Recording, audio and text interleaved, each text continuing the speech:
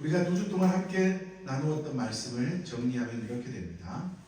약해 보이는 다윗, 그러나 강해 보이는 골리앗, 둘과의 싸움에서 약해 보이는 다윗이 강해 보이는 골리앗을 이겼습니다. 그 승리는 완벽한 승리였습니다. 눈에 보이는 대로만 생각한다면 골리앗과 다윗의 싸움에서는 분명히 골리앗이 이기는 것이 당연한 것일 겁니다. 그러나 약자인 다윗이 강자인 골리앗을 이겼습니다.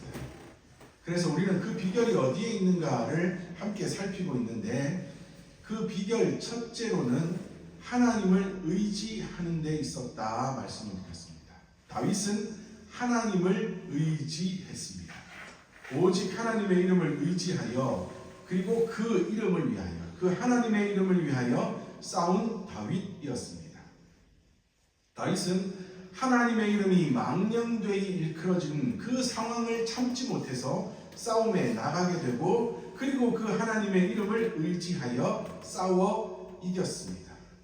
우리도 이처럼 우리의 삶 가운데서 하나님을 의지함으로 우리 가운데 다가오는 모든 골리앗과 싸워 이기는 하나님의 백성이 되어야 될 줄 믿습니다.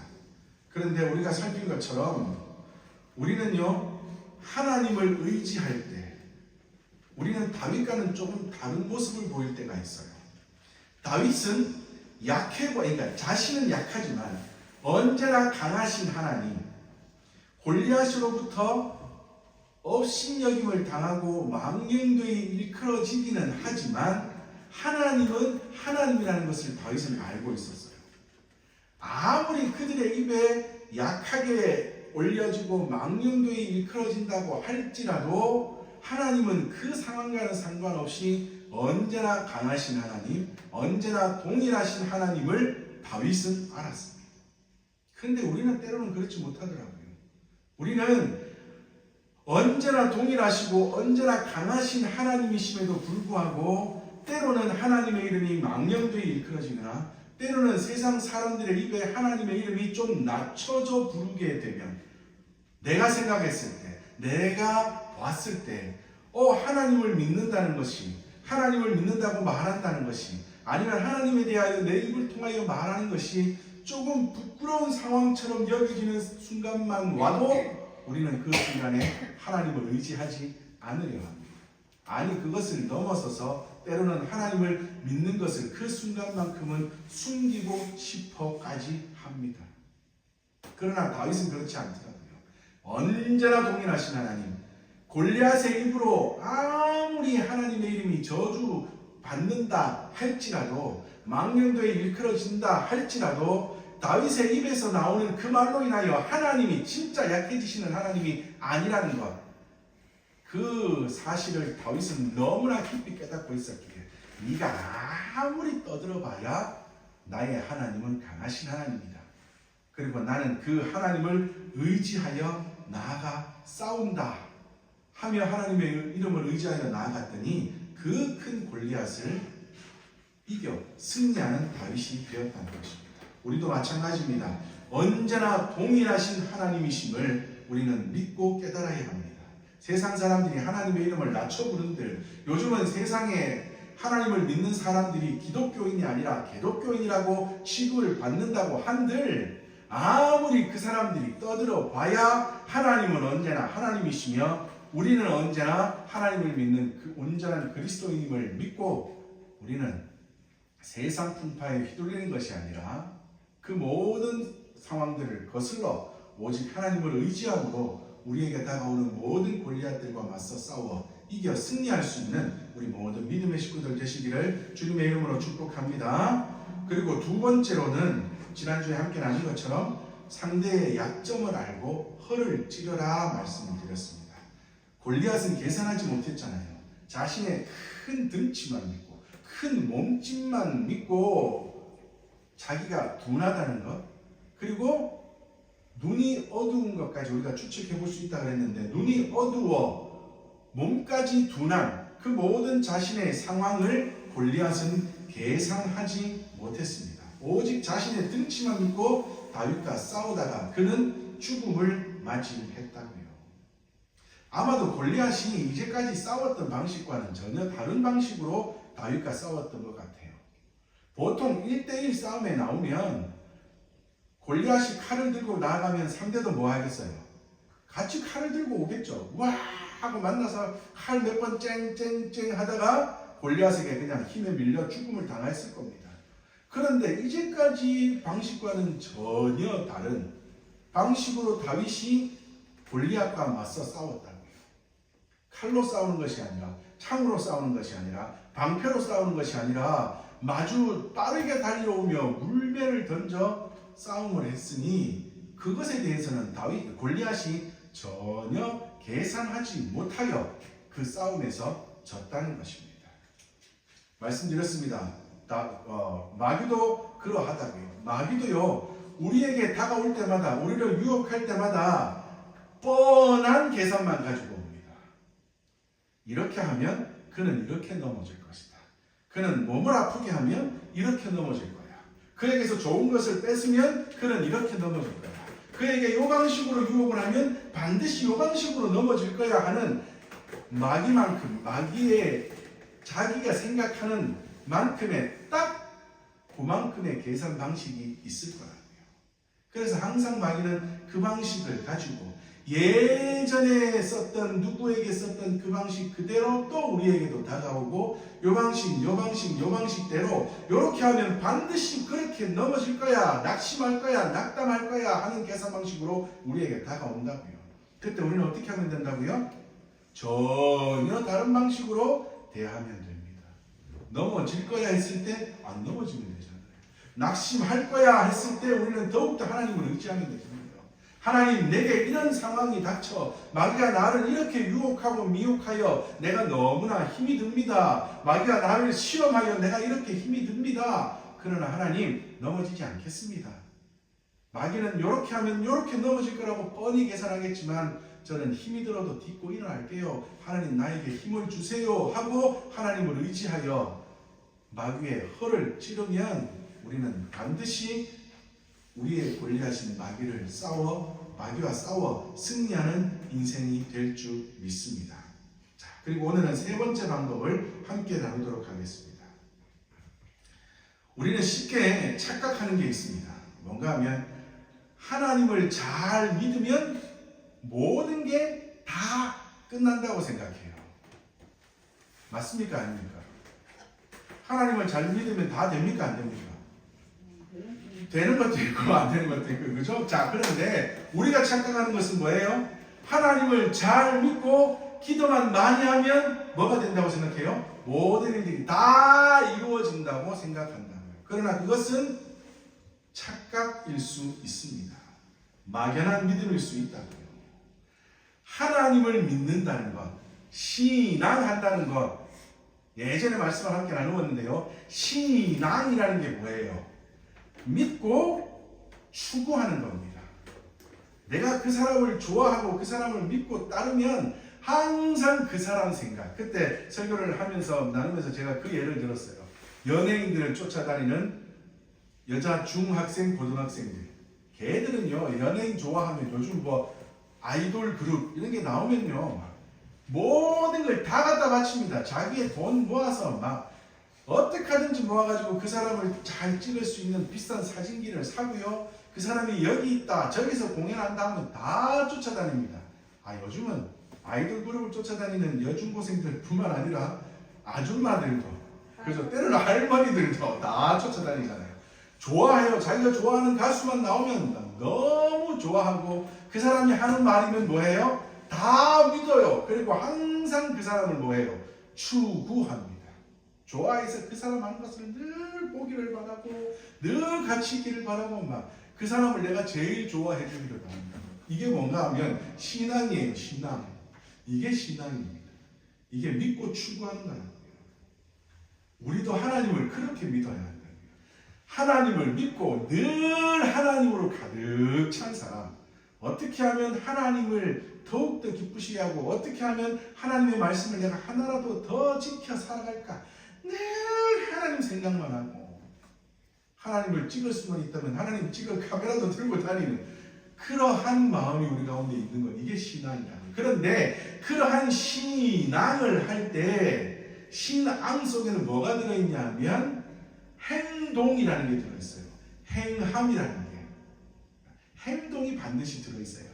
믿는다고 하는 것이 마음으로 믿고 그냥 앉아서 기도 많이 한다고 끝나는 게 아니라 믿고 기도하고 하나님의 말씀을 깨달아 안다면 그 다음에는 뭐 하는 거예요?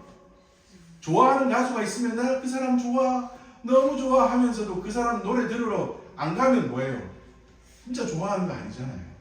그것처럼 하나님을 진짜 믿고 신앙한다는 것은 믿고 그 하나님의 말씀을 깨달은 다음 뭐 하는 거예요? 그 하나님의 말씀대로 살아가는 행동이 있어야 한다고요. 이게 진짜 신앙이라고요. 세 번째 방법이 약자가 강자를 이기는 세 번째 방법이 바로 그겁니다.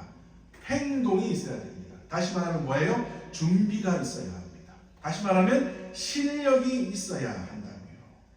다윗에게는 실력이 있었습니다.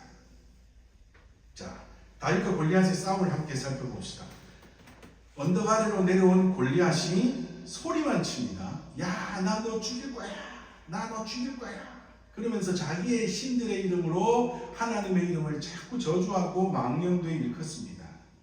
그러면서 하는 말이 너의 살을 공중의 새들과 들짐승의 먹이가 되게 하겠다 라고 이야기할 때 다윗은 지지 않습니다. 골리앗을 향하여 소리칩니다. 그런데 골리앗의 말은 나 너 죽일 거야 라고 끝이 나지만 너의 살이 짐승들의 먹이가 되게 할 정도로 내가 너를 죽일 것이다 라고 끝이 나지만 다윗의 말은 뭐예요?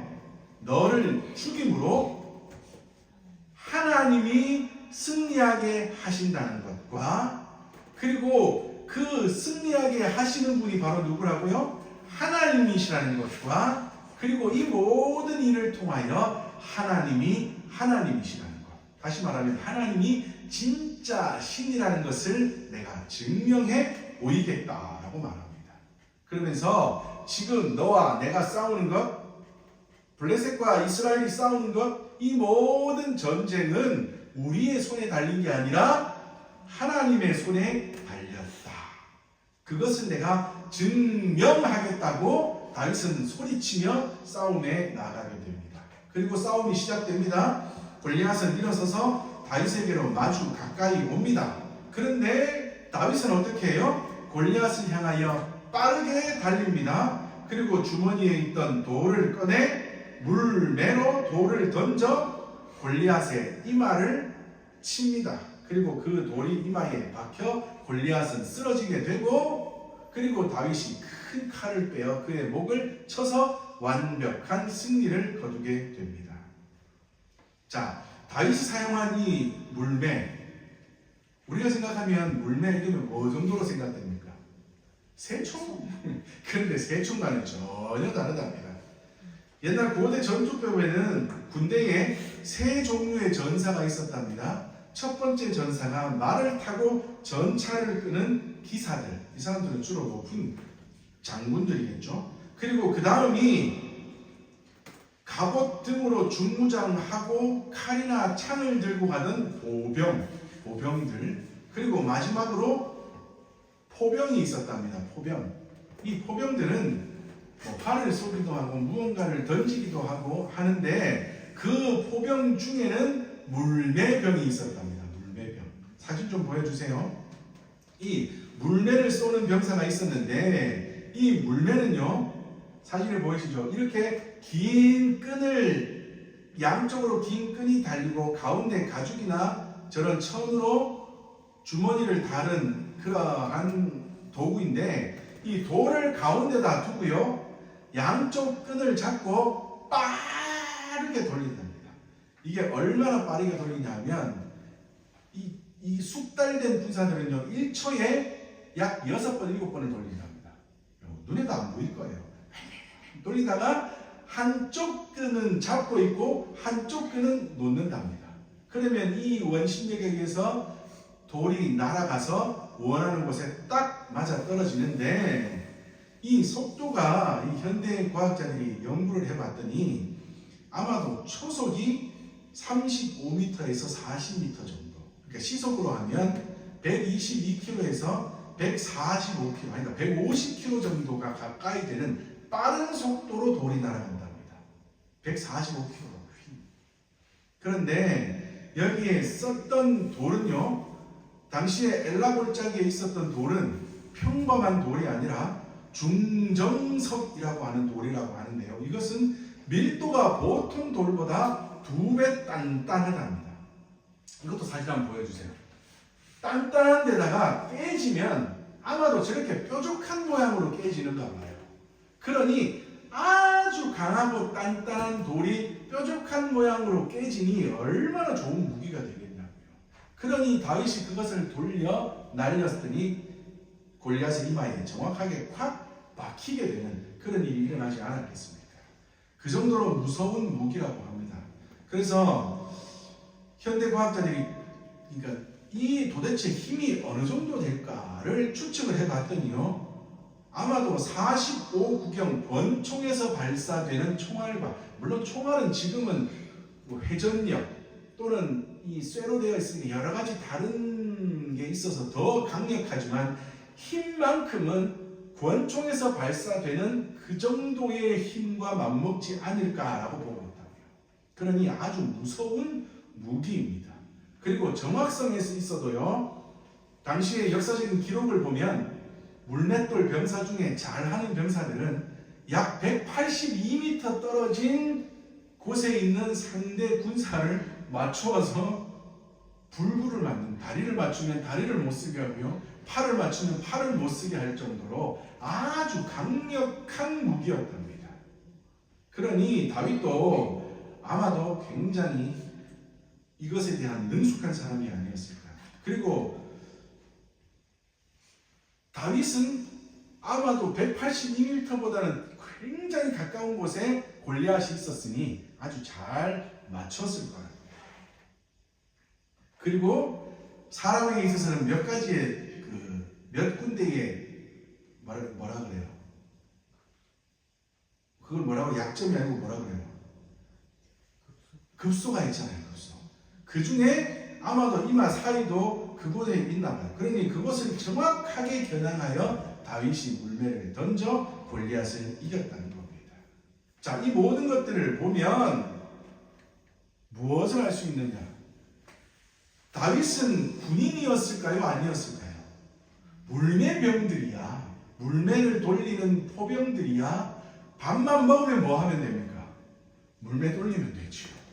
밥만 먹고 물매 돌리고 전쟁 나가면 그거 사용하면 되니까 늘 물매를 할 수 있으니 그들의 실력이 뛰어나다는 것은 당연하지만 다윗은 아니잖아요. 그냥 집에서 평범하게 살고 있었던 아이, 그리고 양을, 아버지의 명령을 따라 집안에 양을 치러 다니는 목동이었을 뿐이라고요. 그런데 그가 어떻게 이런 실력을 가지고 있었을까요? 하나님을 잘 믿어서 갑자기 골리앗과 맞서 싸우는 그 순간 갑자기 그 힘이 다윗에게 생겼을까요? 아니면 돌아서서 막 기도했더니 갑자기 짜자잔 하고 물매를 돌릴 수 있는 기술이 갑자기 다윗에게 왔을까요? 아니더랍니다. 사울과 대화하는 데서 그것을 우리가 볼 수 있습니다. 사무엘상 17장 35절에 이렇게 되어 있습니다. 양을 칠 때 사자와 곰이 와서 양떼 중에 새끼를 물어가면 내가 이렇게 합니다 라고 다윗이 이야기해요.